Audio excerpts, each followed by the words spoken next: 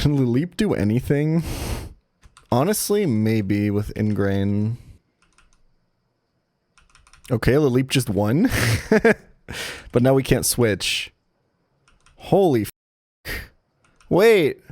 Dude, people were telling me this guy's useless. And like, honestly, these bullet seeds are actually doing pretty okay damage because Slaking special defense isn't that good. Dude, this is kind of good. Like, dude, he's getting owned. He's almost out. He can't belly drum anymore. He can't do anything. Dude, we win. This is so good. That's my goat. Give it up. What the f? That was an 11-minute fight. Okay, let's try to do this a bit more efficiently. I did Dodrio. I think Ninetales is clear. I think Manic Trick is clear. I think Milotic is clear. I think what Grovyle does is also pretty clear. Sableye, how would you use this Pokemon in this fight? I don't think you would at all, right? There's like nothing significant it resists or is... Dude, Dark Ghost is... It's either one of the greatest types ever or it's a completely useless type depending on what you're facing. So let's not try to force anything here and just kind of write down how we feel. The thing that's interesting about Sableye is apart from Fake Out, the only utility it provides is its typing. It's like it's Dark Ghost type on a stick. It'll do completely average damage, have completely average bulk, have like no utility except for Fake Out stuff, which, and I guess learning Detect naturally, and that's kind of it. It's either immune or neutral. It's Shedinja but bad. That's a pretty good analogy actually. It is kind of a very balanced version of Shedinja, yeah. Okay, let's try, the flatter setups are completely fake, right? I do want to try Lairon. Slugma being unevolved is completely fucking hilarious. Let's go over some of the stuff I think is most certainly useless real quick. I don't think that Lileep is going to do anything because of the Swablu Parish song, because it has no way of killing Skarmory, and I think it baits Skarmory first as well. I know it goes against my principles that I've set up in the last stream, over Lileep somehow being like my new favorite Pokemon, but I think Pinsir is not going to do anything, but I'll give it a shot. Beautifly is just so fucking terrible. What an absolutely useless Pokemon. Anyone else in here that I feel like is not going to have a use? Probably Lombre. I mean, Lombre could get Blizzard, right? So I kind of already imagine how Lairon's going to do here, but... Okay. Wait a minute. I mean, if you really need something... This is so unreliable, it's not really relevant. But like, you could like... do something like this, bait out the like guaranteed earthquake, go to Pelipper. Oh, I didn't save the TMs I taught. Pelly seems like okay. Honestly, Lombre might be okay if you're down to hit a Blizzard or farm an Ice Beam TM. Ooh, that not killing is a little bit annoying.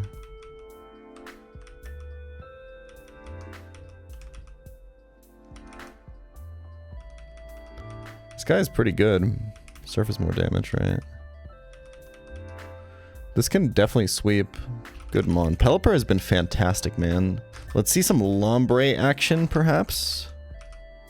I think this baits, yeah, Pelipper.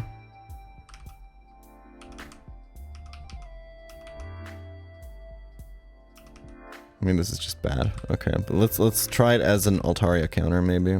11-year-old me in 2003 spent a whole Catholic mass praying for a way to beat this Altaria on my Ruby cart. And it's funny that you mentioned that, because I'm kind of also connected to Gen 3 in a like religious way. I didn't really get raised religious whatsoever, but my mom's like Catholic, kinda. So I was like baptized and then I did like communion. At the time I was deep into playing Sapphire. And I think the day that we had the communion thing, that night during a big nice dinner that we had with everyone, I for the first time beat I beat Steven. I remember that fondly. My parents had a very laissez-faire attitude at times, so I was just kind of always annoyed to allowed to play my Game Boy at the dinner table, which is really funny. I mean, this dragon dancing is kind of, yeah, this is just not good. Okay, let's do some Torkoal stuff, I guess. Not like while we're eating, I guess. But like if we're out at a restaurant and we're waiting for our food or we're done eating, I'd be like, hey, can I play some Pokemon? They'd be like, yeah, whatever. And look where it got me. They made all the right decisions, I tell you that much. You know, I thought that this Pelipper matchup would be a lot harder. Okay, but then what do you do here? Okay, I think what you do... You gotta set up like one curse. This guy also really doesn't like going for Perish Song, I will say that much. Yeah, if this starts water gunning you, you're just screwed, right?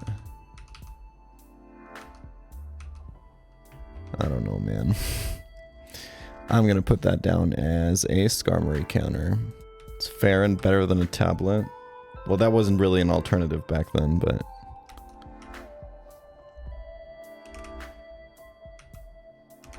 Set up one Calm Mind and see what happens.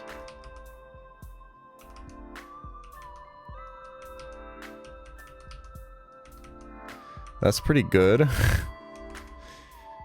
Kind of running out of PP here, but I can just kind of... I mean, I'm getting Sand Attack now, huh? Okay. I didn't actually see how much damage Psychic was going to do.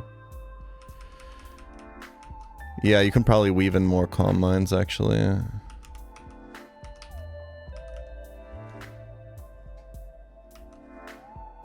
That's a lot of damage. Probably weave in one here, right? You maybe even just go Prism. I mean, that's decent. If you weave in more... Yeah. This is pretty sweepable, though. Kadabra, on the other hand. Okay.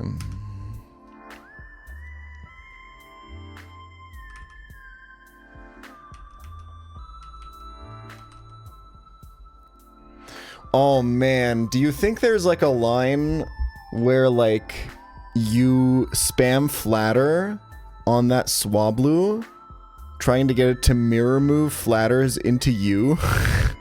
That sounds really dog, right?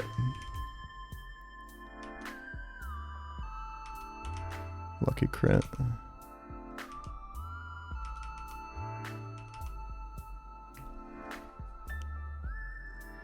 I mean, you have to get lucky, obviously, but Illumise is using like Shockwave.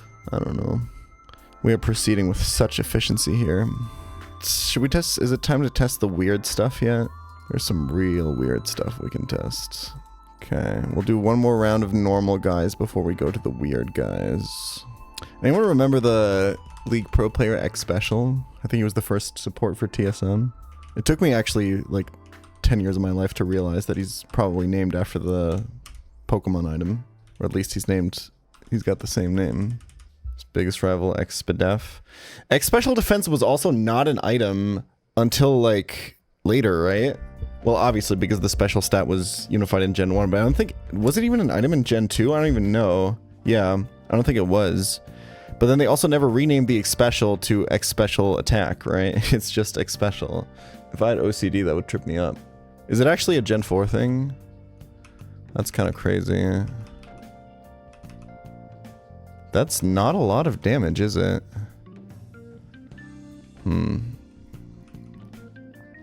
So you do need an Altaria counter here. Probably just don't want to open with this. Like, this does, like... I mean, now you just get Rain Dance. Also, let me check, or get Aerial Ace. Let me check for Rock Tomb availability on this guy. Ice Beam is pre-dive. Oh! Okay. Well. In that case, I know what I'm doing.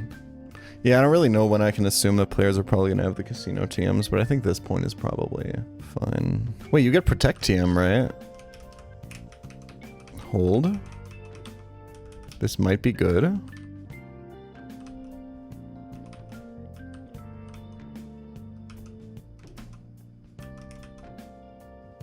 Ooh, you outspeed after 1 rock tomb, huh? Then you miss your rock tomb like the pleb that you are. Wait, this is not bad. Unless he sunny days. And then it's Pelipper though, and then you have to leave, right? Yeah. Can this switch into Altaria is what I'm wondering.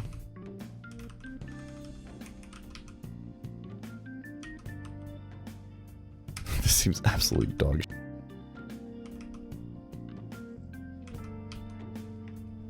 I don't know.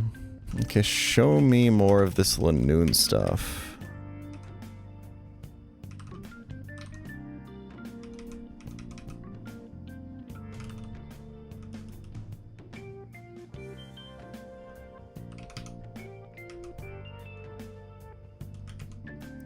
Seems like a great Tropius answer, guys.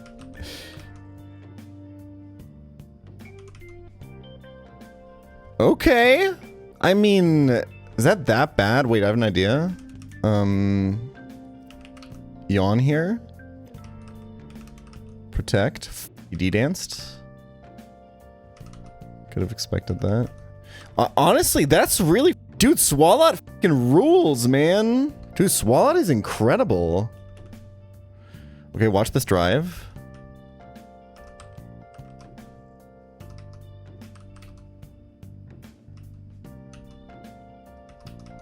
I turned into a grass type. Ooh. Do you guys see what I see here? You open with Thunderbolt in hopes that he mirror moves and turns you into an electric type. And that's probably bad though, right? Well, also because he's faster, I suppose.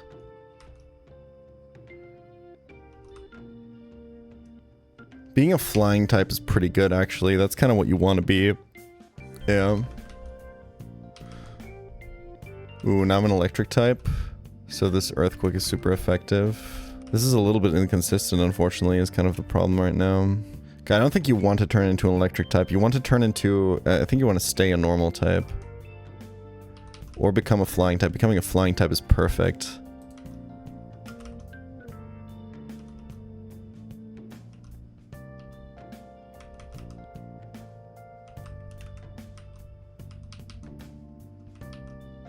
I'm still a flying type. I'm a steel type now. That's not ideal. But what are you gonna do? That's in fact pretty bad.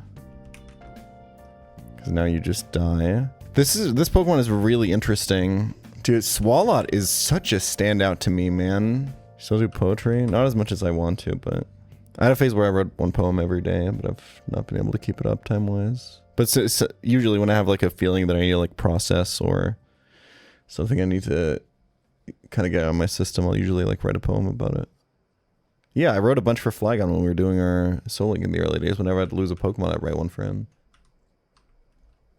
Doing Poetry Daily, I found at a certain point it becomes less about expression and more about the quality of the final product. Well, yeah, but I mean, the question is, what's your motivation, right? Because for me, the whole point of it was to practice working on something, seeing that it's dog shit, and saying that it's finished. I think that's one of the most valuable skills you can possibly have as a creative person. There's nothing more debilitating as a creative person than being unable to finish your work. So 90% of the poems that I've written are complete dog shit. That's kind of the point, right? And also that's kind of how you get better.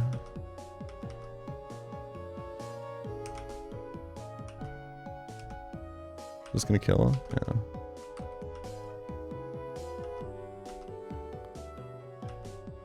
This is doing pretty reasonable damage and kind of... I've got him stuck in a synth loop, but I also like hit all of my rock tombs there. This is insane cope, right? Like, holy crit. Okay. Like, honestly, this is like okay. I wonder, do you live EQ Aerial Ace? I mean, when a company's working on something, this is more vibes than anything, right? This whole like product versus art discussion, anything can be like a work of art or a product depending on who's looking at it or how you're talking about it. There was this one thing that happened to me a while ago that I think gave me some good perspective on this. I don't know if this is like relatable or this makes sense, but I felt kind of like I made a breakthrough or something, or I'd like gleamed something that I hadn't before when I had this moment. It was the weekend, so I got some McDonald's, and they had like a new burger thing, whatever, doesn't really matter. I bit into the burger and it was really, I think I've told the story on Patreon before. I bit into the burger and it was fucking terrible. It was atrocious, right? And I said out loud, ew. And then I had this little thought that was like, oh man, I bet the person that made that burger would be really hurt if they heard me say that. I had like my people pleaser energy like pop up, and then immediately I realized that's not true. And that's kind of a point where it becomes almost pure product, is where I don't think there's a single person in the world that could hear me say this burger is disgusting and be genuinely hurt by that. You know, the person on the line who made it wouldn't care. I don't think the person who like designed it or like thought it up would really care, because like the people who designed it went through like a million focus groups and like hyper optimized this thing. I don't think they stand behind that as like a creation or a work of art of their own, right? Or I don't know, does this make sense? Like I feel like I think that's a good like kind of perspective or kind of lens to view this through, is like if I say Hollow Knight sucks, which it doesn't, it's one of the greatest games ever made, the two dudes at Team Cherry would probably care about me saying that, you know, because they put a lot of creative energy and effort into that. But if I say in Call of Duty 75 or whatever they're on sucks ass, I don't know if there is a person out there who cares. I just think there's something there, you know. I think there's a lens there through which to view this. What was I checking? If I live Earthquake into Aerial Ace, I think I do. Well, he didn't go for Aerial Ace, but now I'm probably dead to it. No, you live Earthquake into +1 Aerial Ace. That's actually really good. Like, I hate to admit this, but like, if I see a comment that genuinely reflects that someone didn't connect with a video that I made on like a very intentional level, it's not like it's not for them or whatever, where it's like a creative decision that I make didn't vibe with them, that's like a that's a hurtful thing, right? That's always going to be a hurtful thing if you put a lot of creative energy into something. And I think in a way that is kind of reaffirming, because my next thought after I bit into that burger and said ew, and then said, oh, I bet someone got hurt by that, and then thought, wait, no, nobody cares. How f***ing sad would it be if that was my content? How f***ing sad would it be if people saying that my shit sucked didn't elicit an emotional response from anyone, especially me? And it kind of reaffirmed that it's probably a good thing that comments like that are going to get to me. I mean, don't get me wrong, most of the comments are dog and not hurtful. It's usually when it like singles out a criticism that I had myself of the video that I was just hoping that I was just kind of making up in my own head or getting my own head about. But then it turns out the other people feel that way too. That can sting a lot. This is a big sliding scale. I know a lot of people who work in like creative fields and advertising and stuff, and I know they're very passionate about their work. I mean, we don't have to have this discussion with me because I have like the loosest definition of art ever. I literally think that art is when you show someone something. But like, I think if you're out at night and you're like, yo, look at the moon, it's crazy, I think you made art. I just think that the product versus art like dichotomy is like an interesting thing to look at. The vulnerability inherent to the creative process is what makes art worthwhile. Yeah.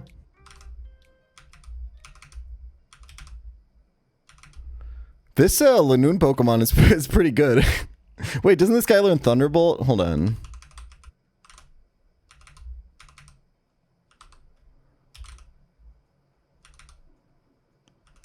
I outspeed this in Sun. Holy shit.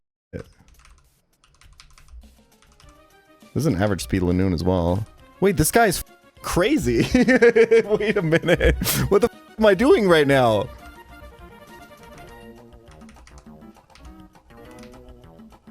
Bro, I still had my citrus. Oh my god. The thing about the what is art discussion that's really fucking annoying is that 99% of the time when people are talking about whether or not something is art, what they're actually saying is whether or not it's art that they like. Just like next time you hear someone say, this isn't art, see if they're really saying, think about if they're really saying this is art that I don't like. Or next time you say that something isn't art, think about it for yourself, you know?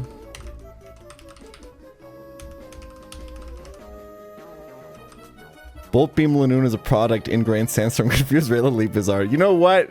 SFIA, I think you hit the nail on the head.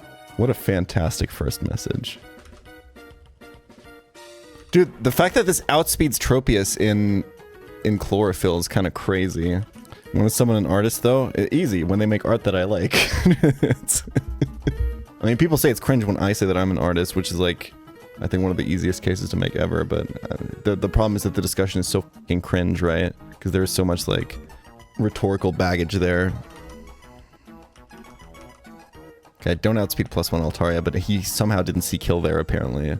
I mean, the whole Nuzlocking as an art thing is, I will say, like 90% rage bait, even though it technically falls within my definition, and I think it's a good lens to view Nuzlocking through to make decisions about it and talk about it. But I also do think that it's a very good way to generate comments on a YouTube short. Like, it's not something I feel very strongly about. There's just different meanings of the word artist, and the problem is people get them mixed up all the time. Like, people kind of use artist as in someone who makes art, which is literally every person ever, and artist meaning a professional artist, or artist meaning someone who makes art that I like, completely interchangeably, and it completely ruins the discourse around it, and it's like one of the most cancerous discussions of all time.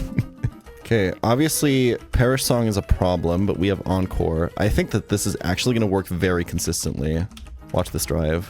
Are you George W. Bush? Nah, man. That would be funny. That'd be like a fun fact about me. That'd be a very fun fact. Did I shift F1? I really hope I shift F1. Well, that's not what you want to see. Hold on.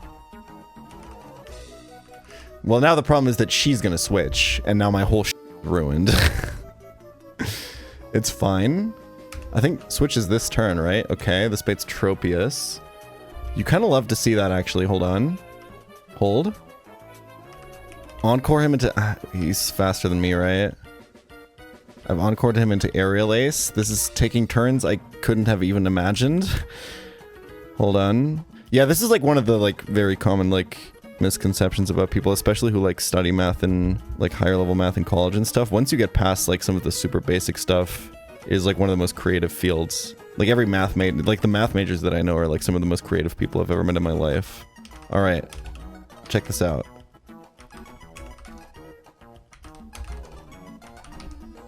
Have I done it? Am I fast enough? Holy, wait, this is like really consistent, I think. This is really good. Unironically, this is good. Probably not with Grumpig, but almost certainly with Golduck, and I think Golduck is a guaranteed encounter. You do have to dodge Aerial Ace crits on Tropius, but like, Tropius only comes out in the case where he turn 1 Perish Songs, and if he doesn't turn 1 Perish Song, you always have it. I think. I think you want to Charm turn 1, right? Okay. And then if it's Perish Song, you just switch back, and then you hit, it's always Tropius, so you hit the Charm on the switch in. Just flatter here, I think. You need like +1 maybe? Maybe +2. You don't need to f around with Encore at all, actually. Well, one of those common like mind examples is like cave paintings, which like everyone agrees to be art or whatever. Being theorized to be like diagrams for like hunting and stuff like that, and like explaining like animals' bodies to hunters and stuff like that. So they had like a very real function. So then like and then like the common follow-up question is, that's still art? And then if someone says yes, then you say, well, is a stop sign art, right? Which I think yes, but that's usually like the line of argumentation you would go down with stuff like this, which is interesting, but also like I don't think very productive if you had it a couple times. And when it says what cave paintings were for is chatting. Well, like, I mean, we don't have to know for sure, right? But like, you can still ask the hypothetical, right? Like, if cave paintings were used that way, would you still view them as art, right? So like, just because something is made with like an express, like, useful purpose in mind, right? Doesn't necessarily mean it is or isn't art. Does Golduck? Oh yeah, I have Prismberry actually.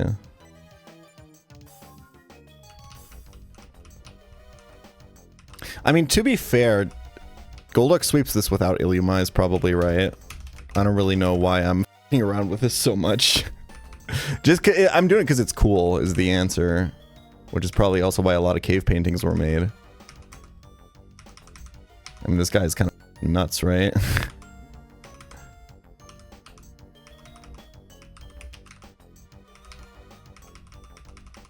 Dude, Golduck is crazy? Yeah, you don't need the flatter stuff at all. I mean, we can talk about the AI stuff. I don't think it's a very interesting, or like, I just think it's, the problem is like, I absolutely do think AI art is art, but I also think it's like corrupt and evil, and I wish it didn't exist. Also, by my like definition and principles, it would absolutely be art. And I think it comes back to the thing that I was talking about earlier, where someone saying something isn't art is them really saying it's art that I don't like. And it's 100% art that I very much don't like. But the problem is if I say that AI art is art, then a lot of people get really fucking mad because of the miscommunication in this discussion that we talked about earlier. I just think I think it's such a stupid discussion because it doesn't get to the core point. Because what is or isn't art is like one of the most fundamental like discussions of humanity ever that nobody has ever solved or claimed, or like no smart person has ever claimed to solve. So why would you fight on that battleground rather than on the things that are actually like wrong with it? Like, I don't know why you would need to like rhetorically put yourself into pretzels to have that discussion when really the issue is more like the morality of the thing itself and like the consequences that it's going to bring on humanity as a whole, rather than, you know, but whatever.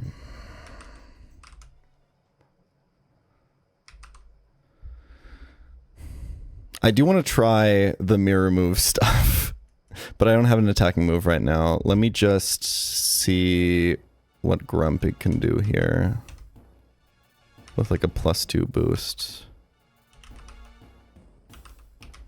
Probably not much, but I mean, that's very respectable damage. Oh, if you encore a mirror move, you can't encore into flat or mirror move, obviously, because I've never actually seen that interaction before. It would make sense that mirror move would fail there, right? Because otherwise the Pokemon are like just stuck infinitely encoring each other. Mirror move is such an interesting move. This seems pretty good. This is like unbelievably consistent, by the way. This is my... Dude, Grumpig and Illumise is my favorite new combo. And it is kind of another example of me and the bad bitch I pulled by being funny. Who's the bad bitch in this situation? I mean, I guess in the context of the stereotypes that meme is doing, I'm thinking of the like female-coded, kind of pretty glow firefly bug Illumise as the bad bitch, and the literal pig as the kind of slobby looking guy. This is kind of good. Is Grumpig itself... Is Winona just free? Am I wasting my goddamn time here? Illumise performing femininity under Judith Butler's view of gender as repeated performance. I've never read anything but Judith Butler. I did buy a book of hers. I haven't read it yet, but I've always vibed with that. But I don't know if I want to jump into that discussion next, because I think discussing what is and isn't art with Twitch chat has already cost me like most of my sanity for today. Even though you guys were really good about it. You guys were really nice and reasonable and low-key at points smart and funny. So I thought that this would be worse, and I'm glad that we did it together. Also, Illumise probably just kind of really good. I want to, yeah, Illumise is insane in this actually, because you can just come in on Earth. Illumise is such a good Pokemon, man. This is so crazy. It's crazy. I thought that it was like an EK thing and it wasn't going to matter in this game. No, this Pokemon is f***ing insane, man. It does something. I can guarantee that this Pokemon does something on every single fight in the game. Because this can come in on Earthquake and Encore and Charm and like you win. Like, we do need to talk about the free Volbeat at some point. Let me actually put that in my notes. Dude, we're going to make Illumise S tier, and the final argument is going to be it gives you another encounter. Well, if you breed Illumise with a compatible Pokemon, you can hatch Volbeat from the daycare, and that will have a different met location than any other Pokemon you've met, therefore being a legal encounter. And because it's not part of the same evolution group as Illumise, it's not a dupe. That's the idea. Okay, I think I'm done with Winona testing. Let me just actually finish this fight. Go Earthquake one time. Give me my B-roll. Yes! Mark this for B-roll for Illumise, very important. Okay, this fight is kind of easy. But you do need... The thing is, like, if you under-prepare for it, it can wipe you, right? So... Like if that Altaria has like 2 I actually really like this fight design wise. It's like an example of like a setup, because like the Altaria is truly not a big deal until it has like 2 dragon dances, and then it's really scary. There is more than one Pokemon in this game that allows you to get more encounters than you should usually get though. I'm thinking specifically about Relicanth and Wailord, which are also probably going to be bumped in the tier list because they enable you to get the Reggies. Okay, now what you do is you take this egg, you make your way up here into the whatever this facility is called. Look at that. We found a niche for you, buddy. Don't worry. I got you. I got you. The thing is, if this evolved before Norman, this Pokemon would be crazy. And just like that, we got ourselves a free new encounter. Does this get anything good? Oh, this has Shockwave because my Alakazam had it. That's really cute, actually. I should have been testing this guy earlier. I'm gonna test it on a different attempt because you can technically just find it in the wild. Tail Glow, Baton Pass. If you breed Baton Pass onto it from your Ninjask, yes. I mean, Tail Glow is also just good. We'll find out on the attempt where we actually try it. I guess like the question is, what special moves do you get? You get Thunderbolt, bro. Like, that's probably pretty good. Tail Glow is level 21. This guy for sure sweeps Winona. Volbeat? Oh, maybe it doesn't have the speed. How fast is this guy? 85? That's probably enough. This probably sweeps Wallace. Or maybe not Wallace. I mean Juan. And you're always male, so the love disc can't attract you. I think Volbeat's gonna be great. Okay, what are we doing now? Team Magma stuff. Golduck, you're up, buddy. Yeah, the Showdown cease and desist. I don't know. This is like something that I've like had the theory of, that like when they come out with Pokemon Champions, that Showdown might be over. It seems like most people don't think so. But I've had this idea that Smogon should, just in case, host like a really big tournament for like the week before Champions comes out. Just in case the fact that Nintendo is making their own battle simulator is going to make them want to actually take Showdown offline. I'm also definitely, I'm leaning on like a, maybe I would say like a 5 to 10% chance. Like I genuinely don't think they cared that much. Can we, okay, I don't like having this argument that much because the obvious counter is always just like you're out of touch and you're rich. But like, can we chill on complaining about like pricing stuff in video games? Like I genuinely cannot think of a hobby that is as big and popular and like obviously attractive as gaming that is as cheap as gaming. Like on an hour per hour basis, it's so ridiculous. I don't know, just like compare like the amount you pay like per hour going to the movies versus like buying a game that you're gonna put like even just 20 hours into. You can get a lot of value out of streaming services, that's true. That's definitely up there.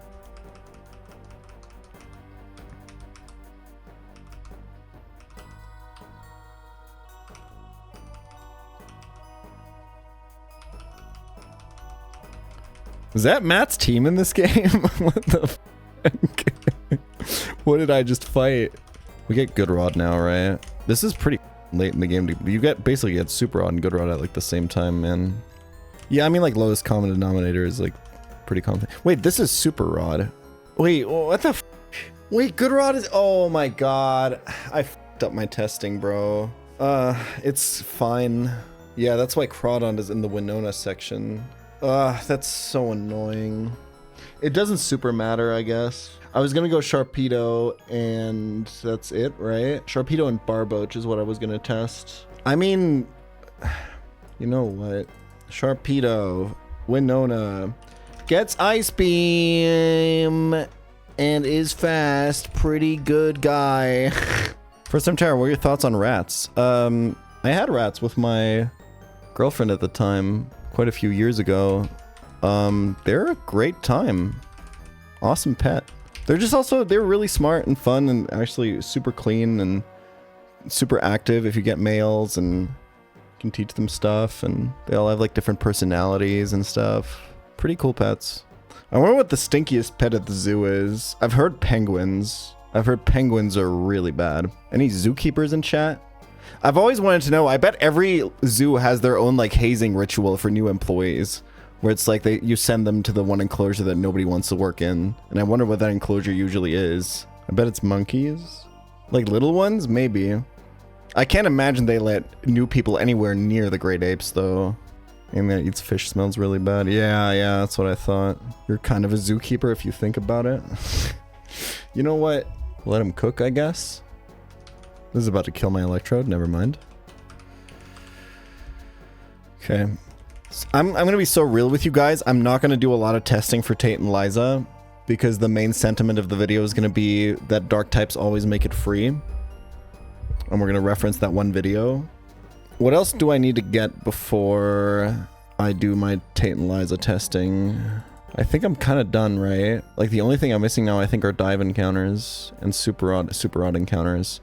So I should get Horsey. I think other than that, I think I'm done. Oh, Glalie. Good shout. Okay, let's pick up Glalie. And I think then we're done. Then we're literally only missing our dive encounter and then our victory road encounter, right? So we're gonna do lantern this run for victory road or for dive, and then I think there is actually no victory road encounter. What's your favorite unitasker in the kitchen? It's got to be the rice cooker, man. Like there's no other device that for a single task I would be willing to dedicate that much space in my kitchen towards.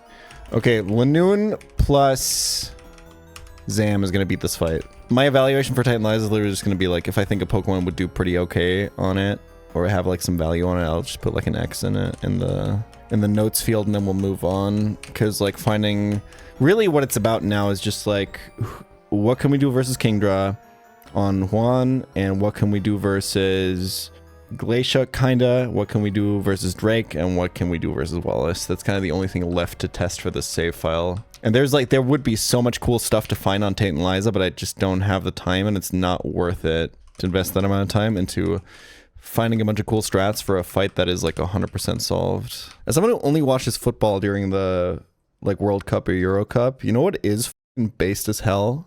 And there is ads sometimes, but because the public broadcast services in Germany own the rights for all of those sporting events, in that 15-minute halftime break, they put on the news.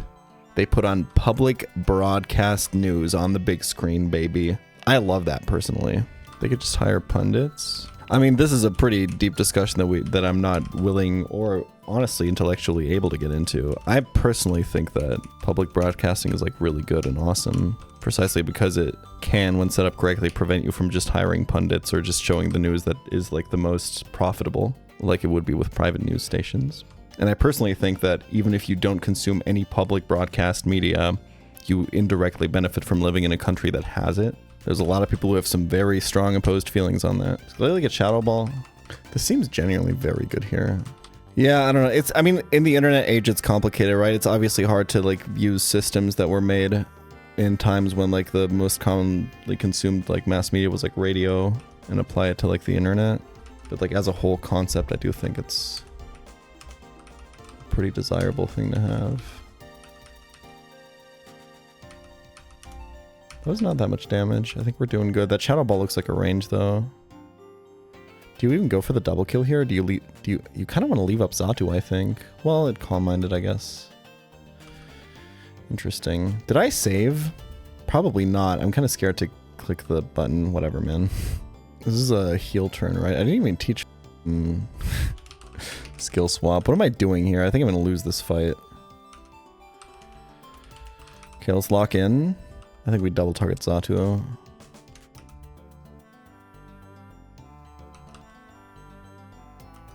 Kecleon, you're kind of f***ing dog bro. Okay, Swalot, save me. Wait, it's actually good that I'm gonna lose here because I do want to save and like rebuild my team a little bit. Let's get a little bit of experience of how this fight actually goes usually. Like let's do the thing where I try to build a team that doesn't have dark types. And I try to win. We need more slop in the community, some like Nuzlocke ranked, where you load into a random R&B split with an opponent with a box and have to complete 5 fights first. That doesn't sound like slop at all. That sounds genius. All right, let's try to build the perfect no dark type Tate and Liza team. Yo, what if you skill swapped the Claydol and then you skill swapped your Aggron? Wait, tech? Hold on, this is gonna work. One plays the Nuzzlemizer. Also, I'm putting that name on blast publicly. I've been saying this. I think the name is terrible. But Quill made a good point when I brought that up to him. He said, if you can think of a better name, I'll change it. And I gotta admit, I was stumped. The truth about naming stuff, as someone who's worked on a lot of projects like this, if you don't think of the perfect name within like 5 minutes of thinking about it, you're never gonna think of the perfect name. No one's ever thought about the title of their book 2 days and then been like, wait, that's so good. It's after that 5-minute period, it's always gonna be a compromise. That's true. You can consult with like one person and maybe they see an angle that you don't. Okay, so here's what I dreamed up for this, okay? So you skill swap Claydol's Levitate. You protect with Milo. And now you skill swap this slot and you switch in Aggron. And then you have a levitating Aggron? Is this anything? This can't be worth it. Because the Zam still takes the Earthquake.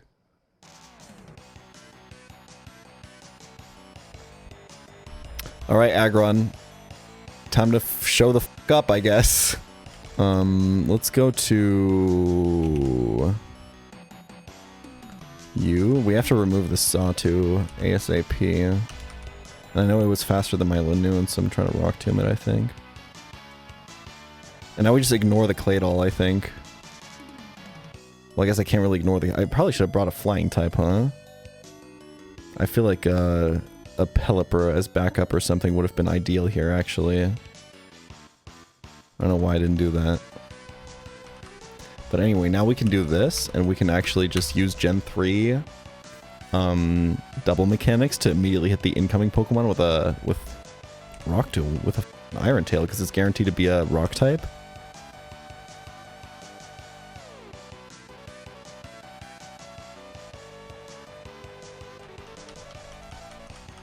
This is Mega Cap. I mean, it looks pretty good so far.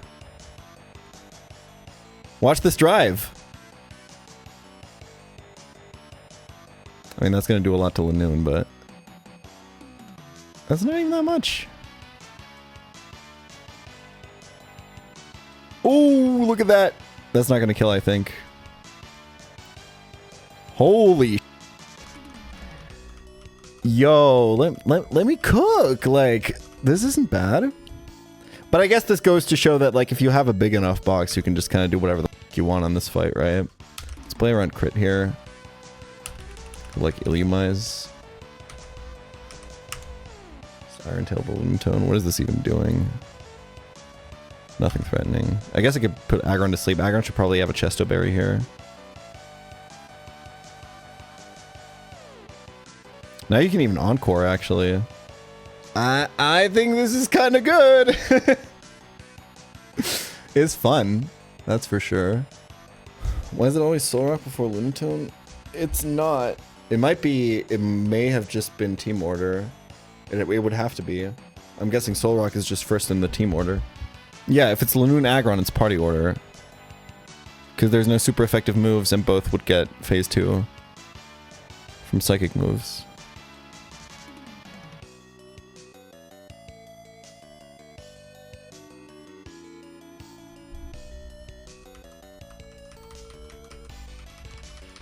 Alright.